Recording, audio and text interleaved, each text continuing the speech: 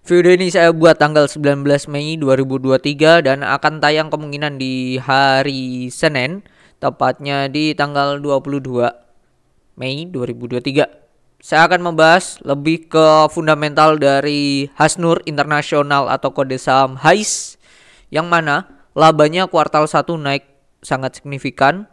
Bagaimana, dan ternyata saat saya take ini tanggal 19 itu come date-nya, jadi tanggal 22 itu ex date ya kalau nggak salah. Nah, saya juga akan mencoba untuk forecasting bagaimana kedepannya pergerakan harga dari HAIS. Oke, simak tonton video ini sampai selesai. Nah, ini bisa dikatakan keterbukaan informasinya ya, di mana dia dibagi dividen ya 19 Mei ini come date-nya. Jadi waktu take video ini sudah come date-nya. Senin waktu video ini rilis 22 Mei itu adalah ex date-nya.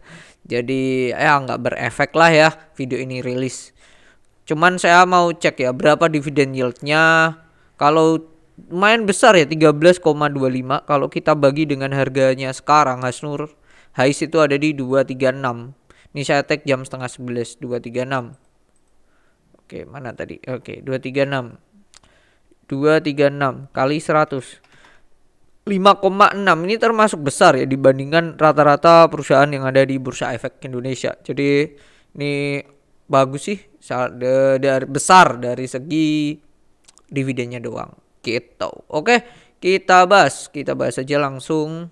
Ini perusahaan juga baru IPO kalau nggak salah. Cara profil kita cek ya. Nah, dia IPO tanggal 1 September 2021. Jadi belum ada 2 tahun dan dia sudah membagikan dividen, which is good. Bagus. Kalau kita lihat corporate action-nya pun dividennya sebelumnya juga ada 3,99, cuman ini sangatlah naik signifikan ya. 3,99 sebelumnya. Oke. Kita ke laporan keuangannya. Oh, sorry. Sebelum ke laporan keuangannya, kita ke websitenya. Nah, ini websitenya tentang Hasnur International Shipping Tbk atau kode saham HAIS. Didirikan 2009, tepatnya di 14 Desember. Terus listing 2021, berarti bisa dikatakan berapa itu? 12 tahun ya. Pelayaran komersial pertama HIS itu pada tanggal 24 Oktober 2010. Jadi 10 tahun setelah didiri. 1 tahun kurang dikit. Bisa dikatakan 10 bulan lah ya, 10 bulan dari didirikan. Oke, pengoperasian armada dan barge mengangkut komoditas lain seperti selain batubara, antara lain crude palm oil atau CPO, gypsum, batu split dan lain-lain. HIS mulai melayani pelayaran pasar tongkang ukuran 330 feet. 2020 pengembangan pelayanan melalui peningkatan standar operasional. Oke, bagus. 2021 ini listing di Bursa Efek. Oke. Kalau kita cek ya, bisnis kami ini dibagi menjadi 3 ya.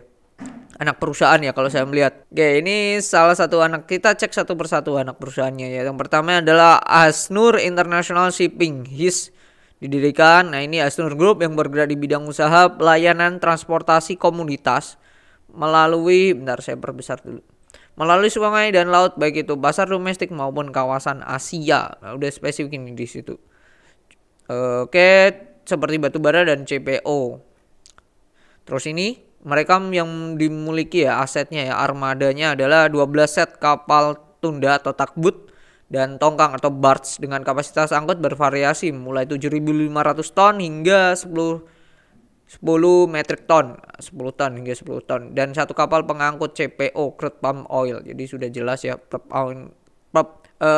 buat CPO-nya, pengangkut CPO-nya ada 1 gitu. Oke, takbut dengan kekuatan 100 horsepower, 8 2000 horsepower, terus 2 unit 2200 horsepower dan 1 unit takbut 2400 horsepower.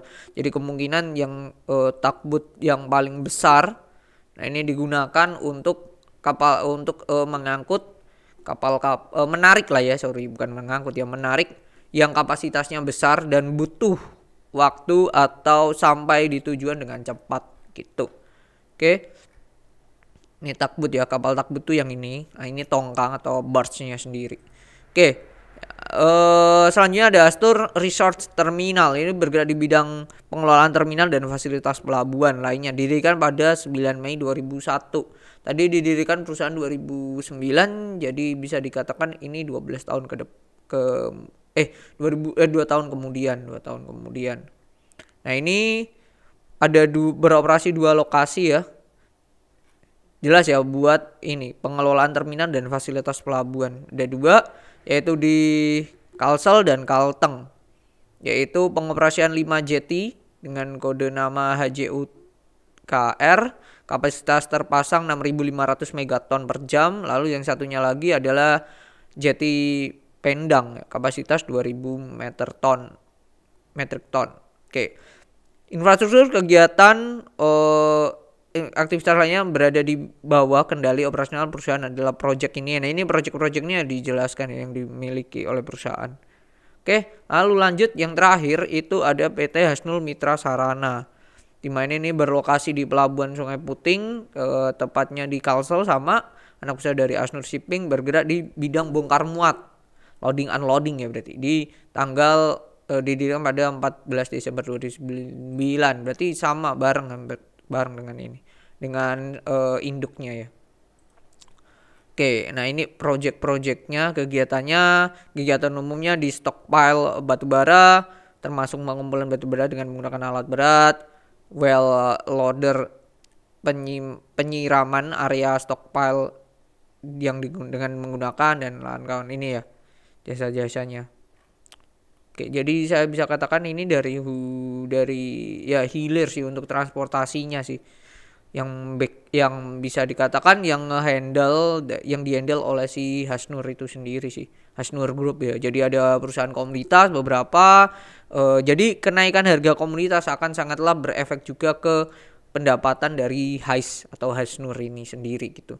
Jadi bisa dari project, ada yang pengen butuh kapal, di charterlah si Hasnur ini, PT-nya, lalu kapalnya dikirimkan ke mau tujuannya kemana, terus juga mereka ada bongkar muatnya juga dan ada fasilitas. Jadi dari hilir terutama untuk sektor komoditas gitu, bisa dikatakan turunan komoditasnya. Oke, turunan komoditas. Oke, perusahaan ya Q1 2023 kasnya ini turun, cuman kalau turunnya pun dinominalkan ini sudah juta miliar 146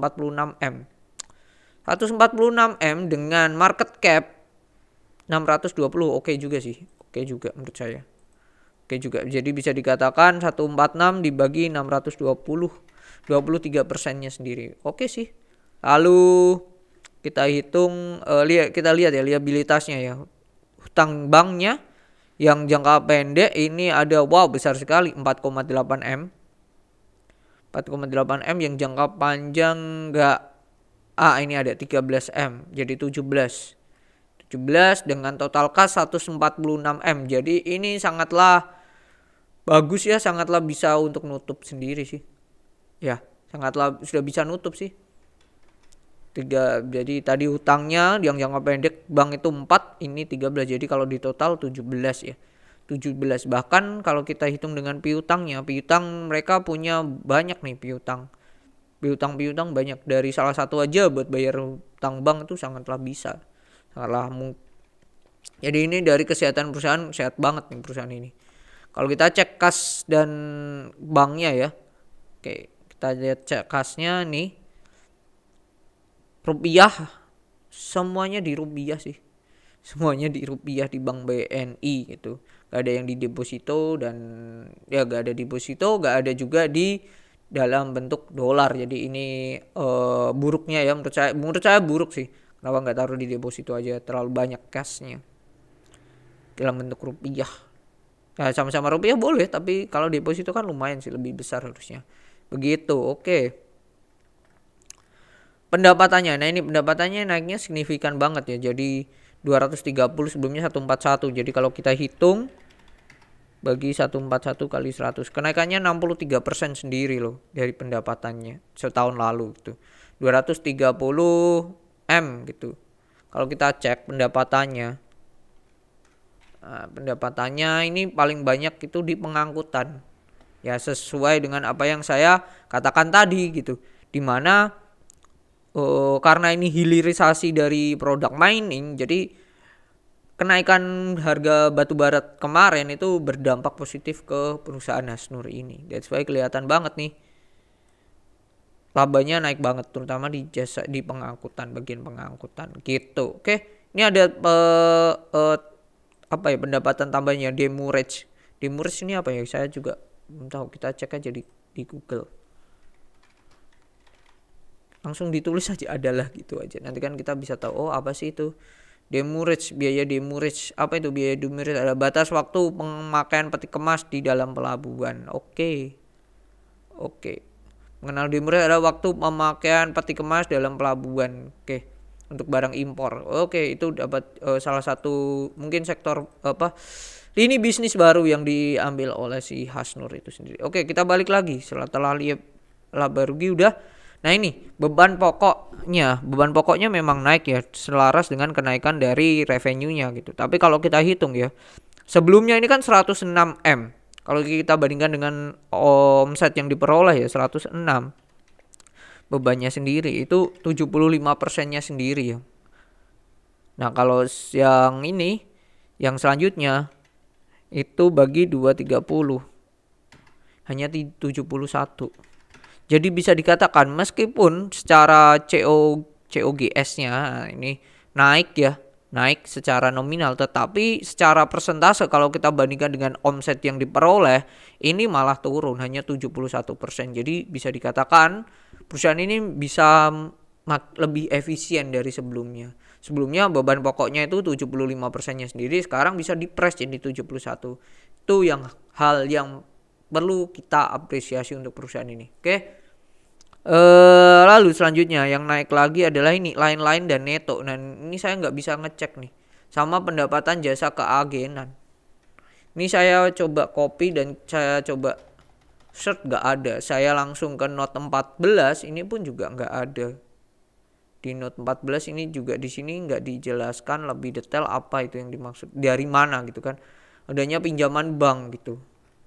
Jadi ini salah satu hal yang menurut saya kurang jelas ya dari laporan keuangannya. Kenapa nggak didetailkan di situ juga gitu? Atau mungkin sayanya sendiri yang nggak bisa membaca? Tulis di kolom komentar. Mungkin kalau teman-teman ada koreksi atau bisa membenarkan saya gitu. Oke.